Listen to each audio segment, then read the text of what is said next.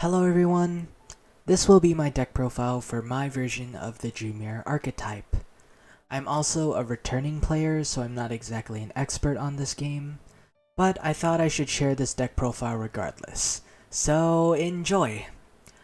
I will also say that I don't actually have this deck on hand, um, despite the fact that I kinda want this as my main real life deck, but I'll eventually get to it. Um, yeah. So instead, I will be using Yugioh Pro to show the build. I really do love this deck though, and I've been playing around with it a lot, mixing it with many things that really shouldn't mix with it.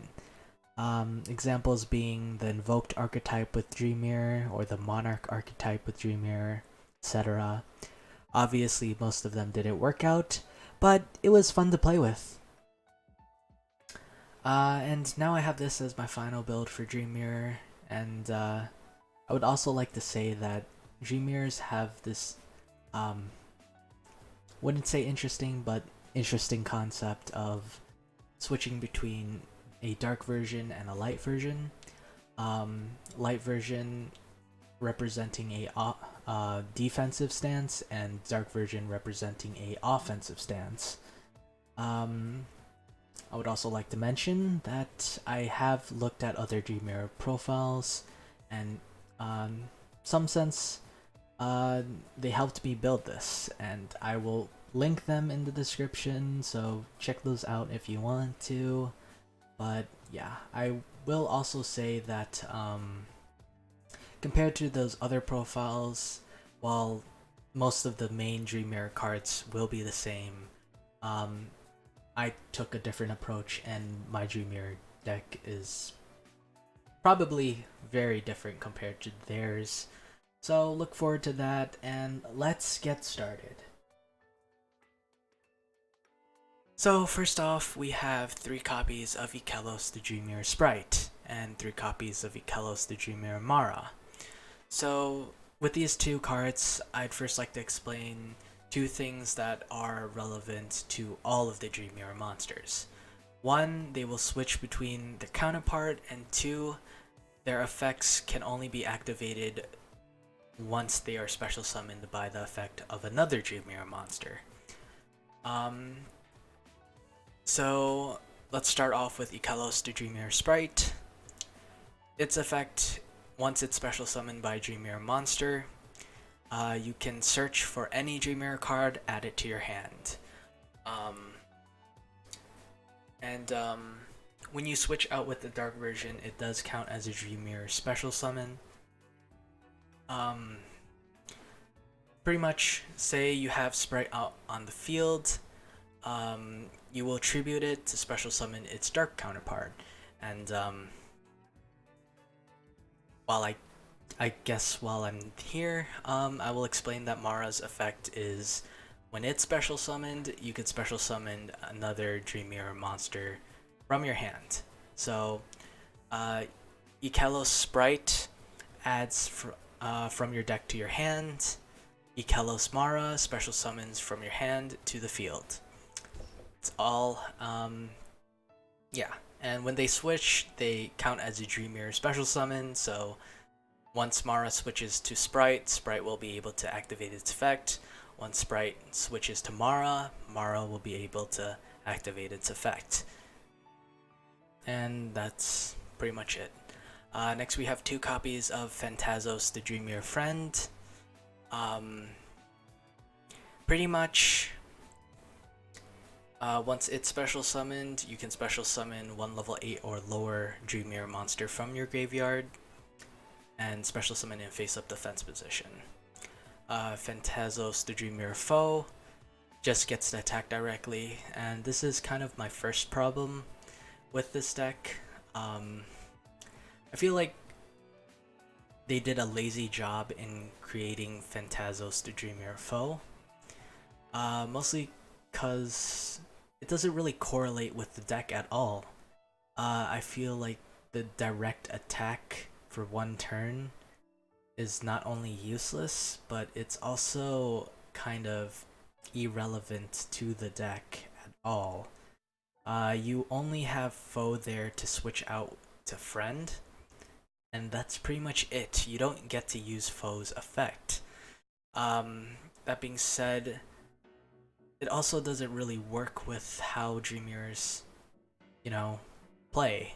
You have Ikelos Sprite that adds a card from your deck to your hand, and Ikelos Mara, who special summons from your hand.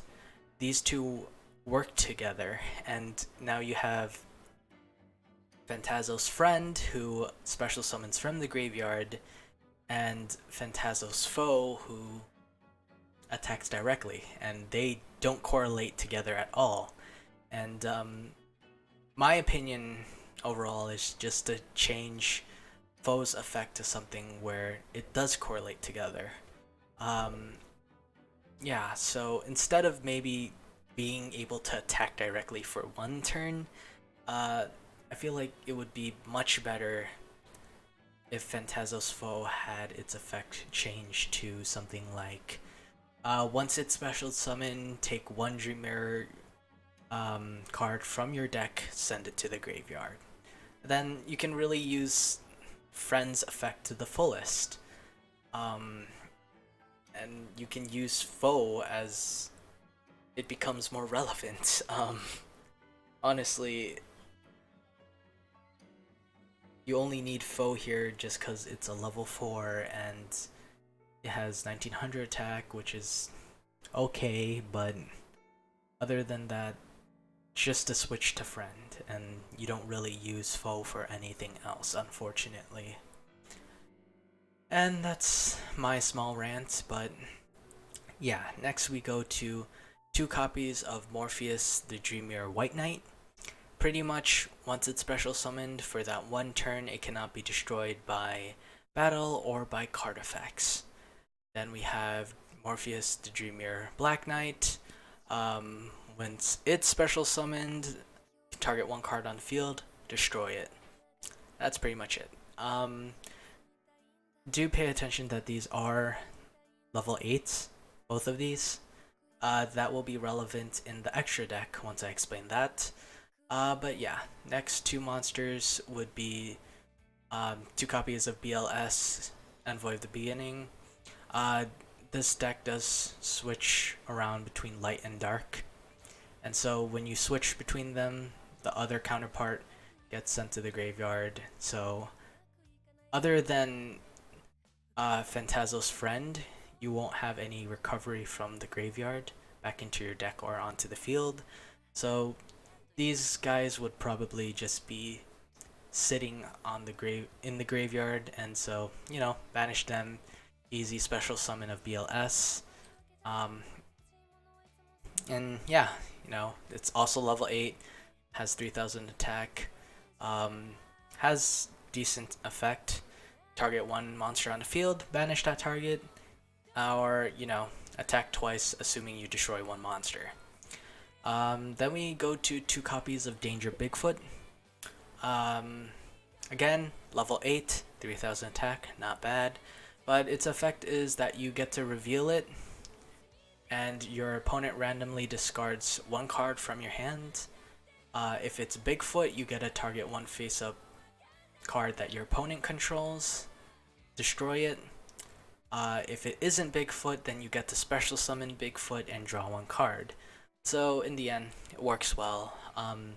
The way I like to think about these 2 cards, BLS and Bigfoot, is that BLS is a part of the light mirror realm and Bigfoot is a part of the dark mirror realm. So, just interesting thought. Then for the next 2, it's 2 copies of Ash. I don't think I really need to explain that. And for the final monster, 1 copy of Darkus Diabolos, Lord of the Lair. When you switch out from your dark to your light, you do tribute that dark monster, so you can easily summon Diabolos from the graveyard or from your hand. So again, 3000 attack, it's level 8, you can easily bring it out, and yeah, it's a good thing against kaijus.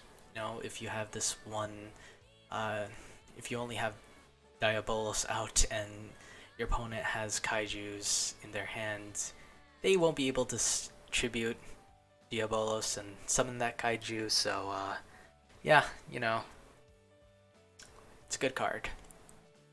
Now we go to our spell cards. We have 3 copies of Dreamer of Joy, 3 copies of Dreamer of Terror.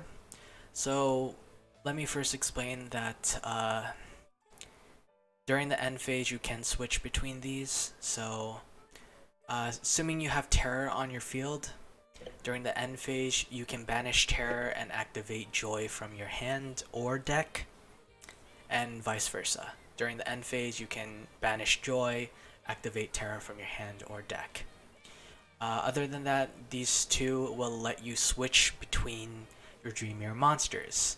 If you do not have any of these field spells, you cannot switch your Dream Mirror monsters. So if you have Joy out, your Dark Dream Mirror monsters will switch to their light versions.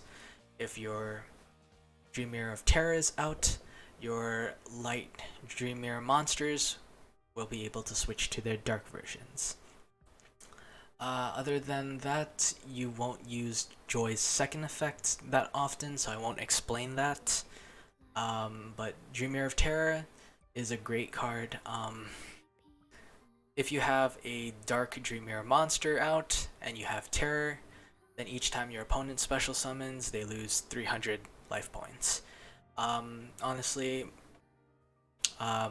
most decks nowadays involve so much special summoning in one turn, so you pop Terror out and you pop a Dark Dream Mirror monster out during your opponent's turn, and they can lose so many life points. And yeah, that's pretty much it.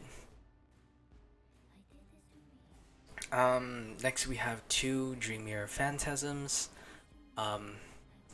It's a really great card, and I would honestly add 3 copies of this, but deck limitations, and yeah, so pretty much you activate it, you search for a Dream Mirror monster, add it to your hand. If you have Dream Mirror of Joy out, then your monsters gain 500 attack and defense. If you have Dream Mirror of Terror out, then your opponent's monsters lose 500 attack and defense. And they can stack together, so you can make your monsters gain 1000 attack and defense, or you can make your opponent lose 500 attack and defense. So great card overall. Would add 3 if could, but can't. So yeah. Next we have 2 copies of Dream Mirror of Chaos. This can be easily replaced with, regular poly. This is only used to fusion summon 1 Dream Mirror fusion monster, and otherwise it's just irrelevant. Its effect on its own is you require 2 materials on the field. Otherwise, if you have Dream Mirror of Joy, you can use materials from your hand or the field. If you have Dream Mirror of Terror, you can use materials from your graveyard, but they will be banished. That's pretty much all there is. Then we have 1 copy of Super Poly. It's another great card. Would add more, but again, deck limitations. And also, I will be honest, Dream Mirrors won't rely too much on special summoning from the extra deck. So there's that. Super Poly is honestly there to kind of clean your opponent's field and give you a strong monster in the process, or to get rid of annoying powerful monsters on your opponent's side that are dark or whatever. So yeah. Then we have 2 copies of Dream Mirror Hypnagogia, probably the best Dream Mirror card. Reason why I have 2 copies is because in most cases you don't really need 3. Yeah, but pretty much it allows you to activate both Joy and Terror at the same time. How it works is that you activate Joy or Terror on your side of the field, or and then you activate Joy or Terror on your opponent's side of the field. So what I would do is activate Terror on my side of the field and activate Joy on their side of the field. So you will be able to activate both Joy and Terror's effects, and you can switch between your monsters quite more often. So say you have Terror and Joy out and you have a Mara. Your Mara can switch to Sprite, and Sprite can switch back to Mara. If you have only one field spell, then you can only do it once. So Mara will only be able to switch to Sprite one time. So yeah, just letting you know. And then here's the funny thing about what I did with the rest of the traps. So for all the other Dream Mirror profiles, I don't think I've seen a single Mirror Force. And you know, this deck is called Dream Mirrors. I thought it was funny that no one thought of adding Mirror Force in Dream Mirrors, because you know, yeah, I won't explain further than that. But yeah, we have 2 copies of Storming Mirror Force. It's Mirror Force, but instead of being destroying your opponent's monsters, they get sent back to their hand. Quaking Mirror Force, the attacking monsters get are changed to face down defense, and they can't change after that. And then we have Drowning Mirror Force. Pretty much shuffle the attacking monsters back into the deck. And that's it for the main deck. Next, we have our extra deck, 2 copies of Oneros, the Dream Mirror Earl King. Requires 2 Dream Mirror monsters with different attributes, so you cannot use 2 Dream Mirror sprites. You have to use a sprite and Mara, or you know, a light and dark Dream Mirror monster, pretty much. So yeah, its first effect is if another monster you control is tributed, you can target 1 card on the field, destroy it once per turn. And if Oneros is destroyed by card effect or by battle, you can special summon another Dream Mirror monster from your graveyard. That being said, I will kind of complain about this, because its effect is kind of similar to Black Knight's effect, as it targets 1 card on the field, destroys it. I feel like you could do a little bit better considering it's the only Dream Mirror fusion monster out there. You know, maybe instead of targeting 1 card on the field and destroying it, you could target 1 card on the field and banish it instead, or target 1 card on the field and send it back to your opponent's hand. You know, something along the lines of that. But otherwise, it's a great fusion summon. 3000 attack, 3000 defense. Its level is 10. Can't really do much with that, but yeah. Yeah. Next we have Starving Venom Fusion Dragon. It will be summoned through Super Poly, but requires 2 dark monsters.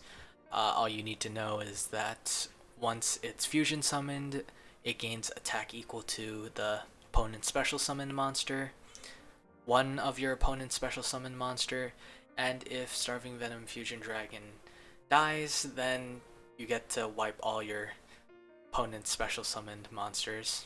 And yeah, that's pretty much it.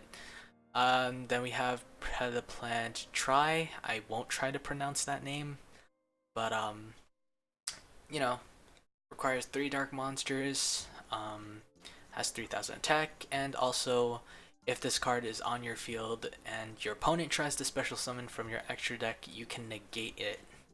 So there's that. You can negate and destroy it, my bad. Yeah, that's pretty much it for that. Then we have Predaplant Dragos of Piglia. Pretty much 1 fusion monster, 1 dark monster. You know, some fusion monsters aren't dark, so you can't really get Starving Venom Fusion Dragon out or Predaplant Try. So you know, Shaddolls is a great example. For example, what was it? Shaddol Construct is a light Shaddol fusion monster. You can use that and also get another dark monster and get rid of their powerful fusion and get this guy out.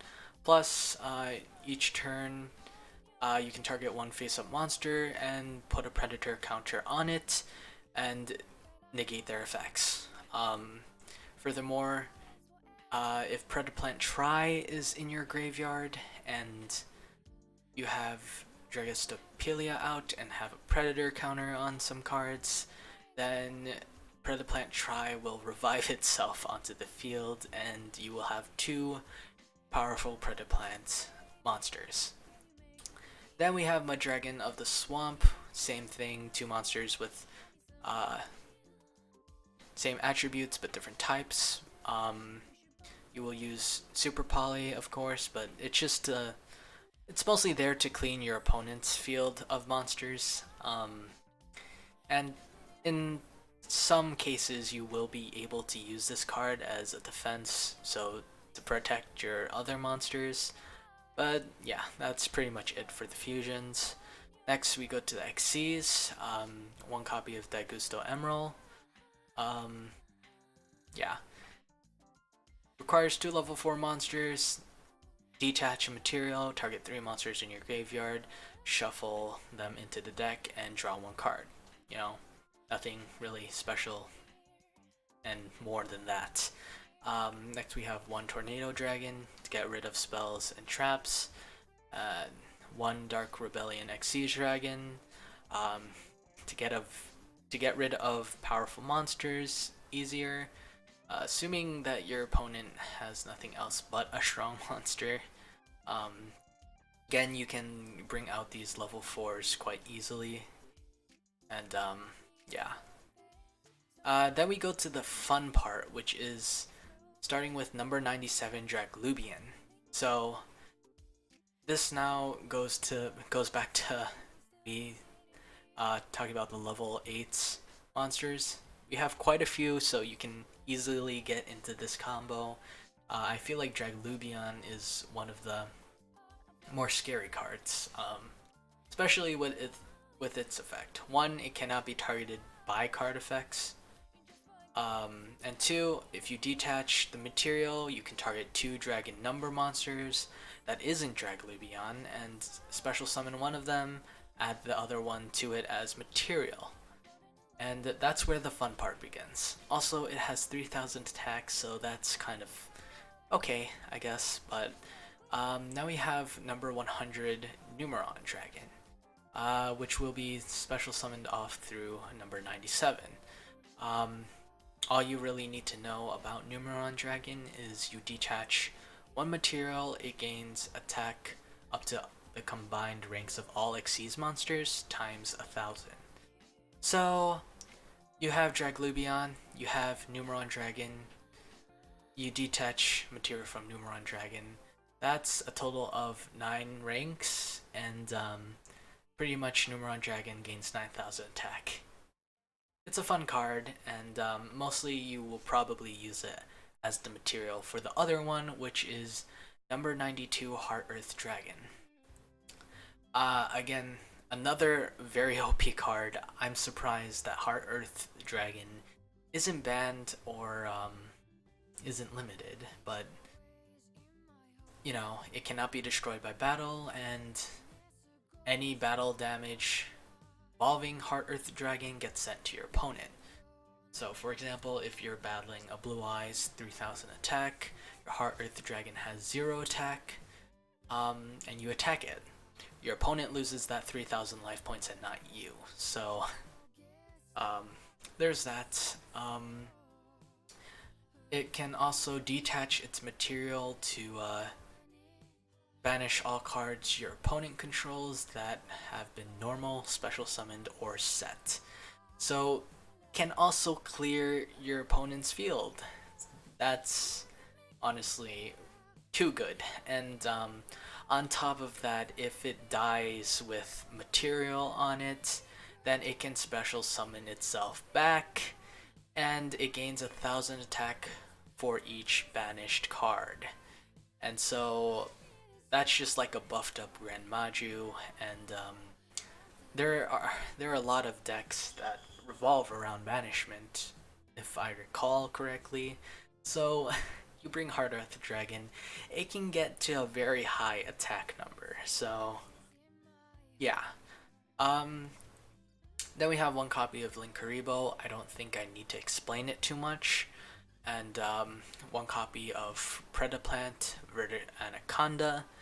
Um, Pretty much, if you are stuck in a bad predicament and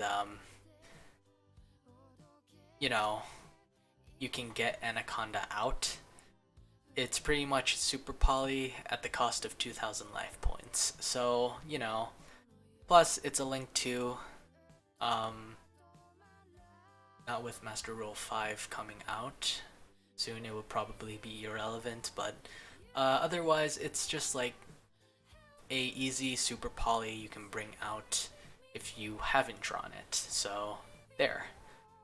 Then we go to our final link, which is Blackluster Soldier, Soldier of Chaos.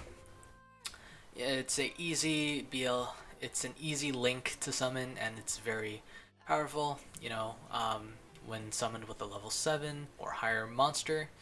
So mostly you would probably get it with BLS and Void of the Beginning, but yeah, each time it destroys a monster, it can either gain 1,500 attack, it can attack a second time during your next battle phase, or you can banish one card on the field. I would use the first or third option, but yeah.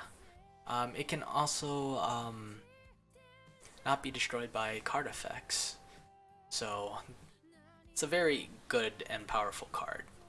And also works with the fact that we have BLS and Void of the Beginning in the main deck. But that's it for the extra deck. For the side deck, we just have Chaos Dragon and Levianeer. I won't explain most of the side deck choices, but yeah. Levianeer is just there because, one, I like its art, and two, it has a decent effect, and three, it works very much like BLS and Void of the Beginning by removing from play light and dark monsters and special summoning it. I feel like BLS is a lot easier to summon than Levianeer, but in the case where you just want to have Levianeer, then, you know, you can put it instead of BLS. Then we have one Orochi the Serpentron Sky Slasher. Mostly it's easy to summon, it's level 8. Boom. Then we have two Necro Faces. Again, most decks are about banishment, so and it also helps since you will be switching from Joy to Terror and Terror to Joy. Your field spells will be banished, and if you run out, then you can have a Necroface in there, bring that back, and shuffle it back into your deck, pretty much. We have Artifact Scythe just to restrict special summons on your opponent's turn, and then Magical Mallet, two Magical Mallets. Again, something that I haven't seen in Dream Mirror decks, because other Dream Mirror deck profiles, and for the majority of my time playing Dream Mirrors, you will eventually get that hand where it's all spells and traps, or just all monsters, and if you have your Dream Mirror monsters without their field spells, they are practically useless. If you have your field spells without your Dream Mirror monsters, they're completely useless. Magical Mallet just refreshes your hand, pretty much, and that's it. Called by the Grave, don't think I need to explain. Two Twin Twisters, don't think I need to explain. Two Mirror Forces, because why not? And one Unending Nightmare to, you know, get rid of spells and traps. And that's pretty much it for my profile.